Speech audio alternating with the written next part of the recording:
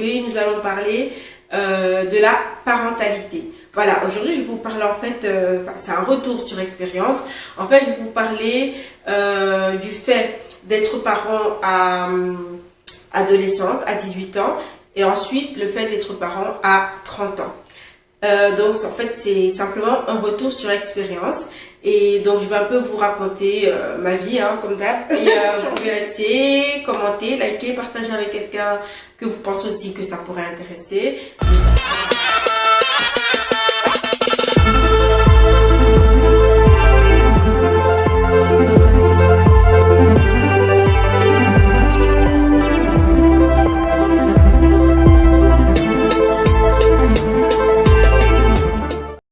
J'ai été maman très jeune. J'ai été maman quand j'avais, pour la première fois, j'avais 18 ans. Et ensuite, j'ai été maman quand j'avais plus de 30 ans. Donc, du coup, je vais vous raconter un peu mon expérience et je vais vous dire les avantages et d'être parent à 18 ans et ainsi que les inconvénients. Et je vais également vous raconter, vous parler des avantages et inconvénients à 30 ans. Donc, sans plus tarder, entrons dans le vif du sujet. Donc, tout a commencé il y a presque 14 ans aujourd'hui. Et donc, j'étais en 6e secondaire. C'est la dernière année des secondaires en Belgique. Et en France, ça équivaut, je pense, à la terminale, je pense. C'est la terminale. Ouais, j'étais en terminale, je crois. Si c'est pas ça, s'il vous plaît, corrigez-moi. Et donc, un jour, je n'ai pas su me réveiller pour aller à l'école et je me suis dit, ah ouais, qu'est-ce qui se passe et tout ça. Du coup, je me suis dit, ah peut-être que parce qu'on m'avait diagnostiqué comme anémie chronique. Donc, je me suis dit, ah c'est peut-être l'anémie, peut-être qu'il faudrait que je refasse un bilan sanguin. Et donc, du coup, peut-être qu'il faudrait juste qu'on me represcrive du fer, etc., etc. Donc, quand je vais faire ce bilan sanguin, paf, qu'est-ce qui se passe? Eh ben, Bibi est enceinte. Et j'avais 17 ans quand j'étais enceinte et 18 ans quand j'ai accouché. Donc du coup, honnêtement, je ne m'y connaissais pas du tout. Je venais à peine découvrir la sexualité. C'était mon premier petit ami. Je ne m'y connaissais pas du tout, vraiment. Et quand j'ai appris que j'étais enceinte, franchement, pour moi, voilà, enceinte, tu vas avoir un bébé, etc. Mais je n'étais pas du tout expérimentée dans la question. Donc, je ne savais vraiment pas ce qui m'attendait. Voilà, une chose entraînant une autre. On a décidé qu'on allait accueillir notre premier bébé ensemble. Mon compagnon était plus âgé que moi, il travaillait, il avait une situation stable. C'est une des raisons principales pour laquelle on a décidé de garder l'enfant. Et en plus, il venait d'avoir une promotion au niveau de son travail qui ferait que son salaire en fait passerait du simple au double en fait. Donc du coup, on s'est dit, ben, tant mieux. En fait, on voyait ça un peu comme des signes qui disaient, vous pouvez être parents, vous êtes prêts. À ce moment-là, en fait, j'ai dû faire un choix assez crucial parce que j'avais reçu une bourse pour aller étudier au Canada, donc presque tout frais payé. Et en fait, c'était pour apprendre l'anglais. Donc, je pouvais aller, je pense, à Toronto. Et ensuite, je devais passer 6 mois à Toronto et 6 mois en Flandre. C'était en fait la communauté flamande. C'était tout au début, là, quand ils étaient en train d'essayer de dominer le monde. Ils ont commencé en douceur, en fait. Ils ont commencé à dominer le monde en douceur. Et après, un jour, ils ont dit, bite-moi. Donc, à l'époque, il y avait ces bourses-là qui se faisaient. Donc, les Flamands voulaient que, en fait, les Wallons apprennent le flamand. Donc, pour que ce soit intéressant pour nous, on va dire, pour qu'ils te payent 6 mois à l'étranger, tu devais faire 6 mois en Flandre pour apprendre le flamand. C'était gentil quand même. Ils ont commencé en douceur avant de nous coloniser là complètement, de prendre Bruxelles, de mettre tout en flamand. Bref. Et donc du coup, donc j'ai décidé de renoncer à mes rêves pour suivre les rêves de monsieur. Je ne savais pas vraiment ce que ça voulait dire, être enceinte, être maman, parce qu'être enceinte, bon, même ça, je ne sais même pas ce que ça voulait dire. Donc, être maman comment dire, voilà, c'est des choses que je voyais de loin et je m'attendais tellement pas. Le pire, c'est que j'étais la fille qui jugeait ces filles-là. J'étais vraiment, c'est la fille qui jugeait ces filles-là, qui faisait déjà l'amour à cet âge-là. Je disais, oh, mon Dieu, franchement, à 15 ans, 16 ans, oh mon Dieu, mon Dieu, mon Dieu. Et quand ça m'est tombé dessus, là, j'ai bien fermé ma bouche. Franchement, je me disais, elles n'ont pas d'ambition, ces filles-là qui tombent enceintes à 18 ans. Franchement, moi, je vais aller à Toronto, je vais apprendre l'anglais, ensuite je vais apprendre le flamand, ensuite mon avenir est tout tracé, je vais être avocate, caca. J'ai bien jugé ces filles-là et le karma m'est tombé dessus là, il a pas tardé, hein. Ah ouais, il m'a fini le karma. Et franchement, tu as l'impression que plus tu juges les gens, et plus c'est ce qui t'arrive. Faites gaffe, ceux qui vont me juger là à travers cette vidéo. Vos enfants vont accoucher à 15 ans même. Vos petits-enfants vont accoucher à 12 ans. Il faut aussi dire que à l'époque, mon compagnon était plus âgé que moi. On avait entre 8 et 10 ans d'écart, je ne me rappelle plus exactement. Bon, il était quand même bien assis et lui, c'était son rêve absolu d'avoir un gamin à cet âge-là. Il était mature, il le voulait, il le voulait. Et je pense aussi qu'il y a plusieurs paramètres qui ont fait qu'on s'est dit, bon, allez, on va commencer à créer notre propre famille. Et donc voilà. À 30 ans, c'était autre chose. Franchement, j'étais beaucoup plus posée, beaucoup plus mature. J'étais dans une étape de ma vie, dans une phase de ma vie où voilà, j'étais beaucoup plus en phase avec moi-même. J'avais l'impression de mieux me connaître.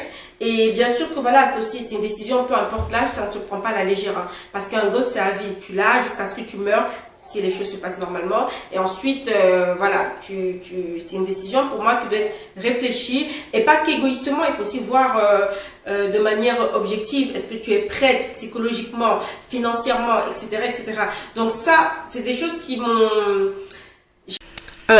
Voilà les Agaba, ici en fait nous allons changer complètement de décor parce que bébé s'est réveillé, il fallait que je m'occupe de lui, donc voilà, ma vie de youtubeuse s'est arrêtée. Du coup j'ai continué de filmer le lendemain, raison pour laquelle voilà la deuxième partie va être... le décor va être différent et tout va être différent. Voilà, j'espère que ça va pas trop vous gêner, vous déranger. Maintenant nous allons passer aux avantages et aux désavantages d'être maman à 18 ans. On va commencer par 18 ans, puis à 30 ans. Donc, je vais faire une comparaison entre les deux, hein, donc les désavantages versus avantages. Donc, à 18 ans, voilà, quand tu es maman à 18 ans, une des choses, c'est que inconvénient, c'est le regard des autres. Franchement, et en plus, j'ai une anecdote. C'était une fois, j'étais à la porte de Namur, et de là... une dame dans un magasin, enfin les magasins, c'est un peu comme Château Rouge en France, et donc c'est le magasin des Africains, donc j'étais allée pour m'acheter des mèches pour les chevaux, un truc comme ça, et la dame qui arrive, qui me dit, ah t'es enceinte et tout, je pensais que c'était pour me féliciter, non, elle me dit, oui, et c'est lui le papa, oui, c'est lui le papa. J'étais avec mon compagnon, et alors il me dit, monsieur, je suis désolée, mais vous avez gâché la vie de cette fille-là, comme ça, en mode je juge, au calme, elle est venue, elle a déposé ça là comme ça, normal. Elle était courageuse hein, quand même. Hein. Ben, c'était une maman africaine et donc peut-être qu'elle... On connaît jamais. Je pense que si le truc là l'a touché, c'est près de sa famille ou quelqu'un de sa famille a eu le même truc et du coup elle n'a pas raté l'occasion. Bon, elle est venue nous déverser toutes ses frustrations dessus et donc elle a traité le père de mon fils comme ça. Hein. C'était même pas, elle n'a pas attendu Twitter à l'époque même. Je crois que Twitter n'existait pas. Elle a pas, il y a 13 ans de cela. Elle n'a pas attendu Twitter, Facebook et tout. Les crashs c'était en vrai là. Des autres est lourd, le jugement des autres, les autres te jugent, voilà, c'est pas facile. Tandis que voilà, à mon âge, c'était beaucoup plus simple en fait. Quand j'étais enceinte, j'ai pas eu de soucis en mode le regard des autres, etc., etc. C'était un peu normalisé. Bien que je sais que je ne parais pas spécialement mon âge, on me le dit souvent, mais en même temps, je ne paraissais pas non plus ne pas être en âge de procréer. Tandis que à l'époque, j'étais genre la moitié de ce que je suis. J'ai quasi le double du poids actuel. Non, pas le double, mais presque. Non, est-ce que j'ai le double? Attends, j'étais combien? À l'époque, je crois que je faisais 45 kilos. La même taille pratiquement, hein, 45 kilos. Et aujourd'hui, je suis au point où je suis, n'est-ce pas? Deuxièmement, quand tu vas être maman jeune, un des avantages, c'est le fait que voilà, au niveau des études, tu sais que voilà, ça va être compliqué. Bon, en fait, c'est un frein sans être un frein. Parce que honnêtement, tu peux être maman à 18 ans, 19 ans, 20 ans, reprendre tes études. Je veux dire, c'est pas réellement un frein. Mais c'est vrai qu'une fois que tu es responsable d'un être il y a des choses que tu ne peux plus faire. Ça peut être un frein au niveau de ta carrière, c'est-à-dire que tu peux plus voyager. Je pouvais pas dire, ah ben tiens, je vais avoir l'enfant et l'année prochaine j'irai à Toronto. C'est plus possible ça. À moins que tu places ton enfant voilà, ça c'est des cas particuliers, tu peux le placer chez quelqu'un, etc., etc. Mais en général, quand tu as un enfant, surtout quand il est jeune, t'es vraiment, enfin quand il est bébé, t'es vraiment obligé d'être H24 avec lui. Surtout que voilà, j'avais décidé de l'allaiter, je l'allaitais jusqu'à 7-8 mois. Donc forcément, j'étais obligée d'être tout le temps H24 avec l'enfant. Voilà, en gros, ça peut te retarder au niveau de tes études, ça c'est sûr et certain, et ça peut te retarder au niveau des opportunités de carrière. Parce que voilà, tu es obligé de prendre en compte le fait que tu as un enfant. Un autre truc, c'est que voilà, comme je l'ai dit, le papa travaillait, avait une situation stable, ça fait partie des raisons pour lesquelles on a décidé d'avoir un enfant. Par contre, moi, j'étais dans la précarité. Donc si le monsieur décidait que voilà, il ne voulait plus de nous, chez lui, on aurait été dans la merde, on va dire ça comme ça. Et donc, en gros, on est dans une grosse précarité quand même quand on est enceinte et mineure. Et ça augmente aussi les chances d'être maman solo. Pourquoi? Parce que voilà, on est en pleine adolescence, parce que moi, je sortais de l'adolescence, etc. Donc, ce qui se passe, c'est que... voilà, on prend pas des décisions sensées, même au niveau de son partenaire. En général, le partenaire, il est jeune. Et quand tu fais les enfants trop tôt à notre époque, c'est souvent facile pour l'homme de se dédouaner, de partir en fait. Souvent, les hommes à cet âge-là ne sont pas mûrs. Mais bon, ça ne m'est pas arrivé. Bon, j'ai assez descendu les mamans à 18 ans là. Et maintenant, je vais vous parler des pour. En fait, un des pour, c'est que voilà, tu es insouciant.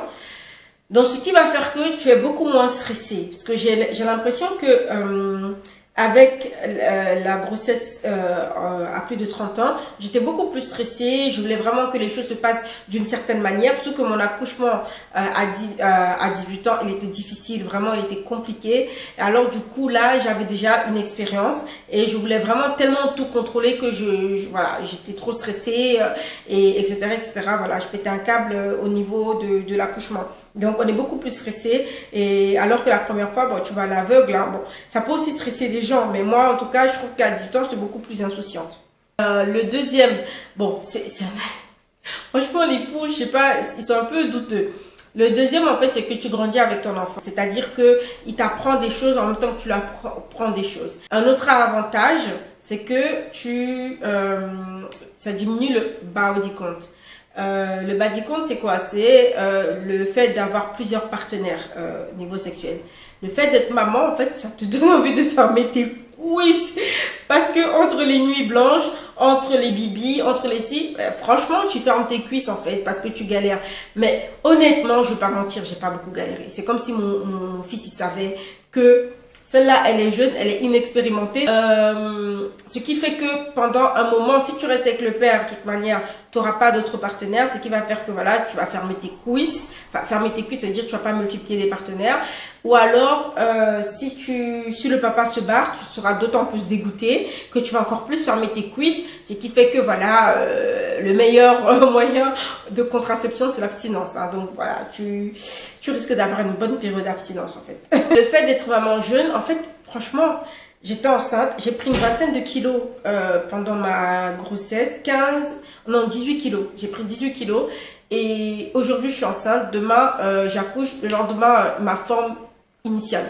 Franchement, j'ai perdu le poids tellement facilement et j'ai eu quasi aucune séquelle au niveau de mon corps. Franchement, ça, c'est un avantage de malade, d'avoir des enfants tôt, c'est que ton corps, il bouge quasi pas. Quand tu es maman jeune aussi, en général, tu as quand même pas mal d'aide de l'entourage. Bon, ça aussi, c'est assez spécifique. Moi, en tout cas, j'ai beaucoup d'aide. Les mamans autour de moi, je fréquentais une église à l'époque.